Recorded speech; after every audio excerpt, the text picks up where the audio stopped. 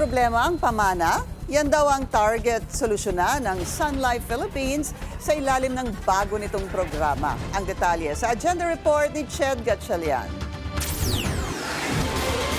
81% ng mga pamilyang Pilipino ang nangangamba kung paano mapagpapatuloy ng mga susunod na henerasyon ang yamang kanilang pinaghirapan. Ayon yan sa Sun Life Philippines. Sa numerong yan, 18% lang daw ng mga pamilya ang handa at may legal arrangement nang inaayos, habang 25% wala pang kahit anong preparasyon. Kaya ang usaping pinansyal sa pamilya, nahahaluan na minsan ng drama.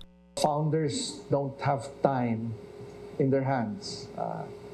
They're builders, they're hunters. Sometimes, or most often than not, the businesses are more important than their families. That's the kind of founders that we see. Ayon kay ASEAN Family Business Coach Professor Eric Soriano, may mga pamilyang naiiwan ng yumaang businessmen na mas na problema pa sa mga utang dahil hindi na ihanda ang magiging proseso ng pagpapamana. Isang kliyente ang naging halimbawa niya. Within 72 hours, the banks were calling not to offer condolences but to ask about covenant compliance. I was one of those that spoke to the banks, and that's their job. Grace was suddenly responsible for debts she didn't know the details of.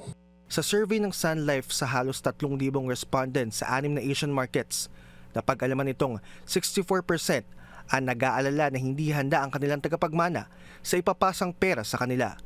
49% din ang takot na magkaroon ng gusot sa pamilya. Kaya naman may solusyong inilalatag ang life insurance company. Sa ilalim ng Sun Life Premier Legacy Package, maaaring mabigay ang parte ng pamana sa beneficiaries sa iba't ibang time period. Nabibigyan din ng pagkakataon ang isang pinagkakatiwalang individual ng may-ari na ma-access ang benefits kung may health issue ang policy owner. To start now, that's the perfect time. It's today. And so this will help with family harmony, ensure that their will and their choice is honored at the time that they pass on. And it also ensures that their family's future, the legacy, is ensured to be kept intact across generations. Para naman sa mga Gen Z business owners, makakatulong din daw ang financial solution ng Sun Life kung prioridad nila na maprotektahan din ang kanilang legacy. It all depends on their goals and objectives. So if they want their legacy to be preserved, their business to continue to be passed on to the heirs, I think it's a good time to think about it and plan ahead. Patuloy raw ang pananaliksik ng Sun Life para makagawa pa ng ibang financial solutions sa bawat krisis o isyong kinakaharap ng bawat pamilyang Pilipino. Para sa Agenda, Ched Gatchalian, Billionaire News Channel.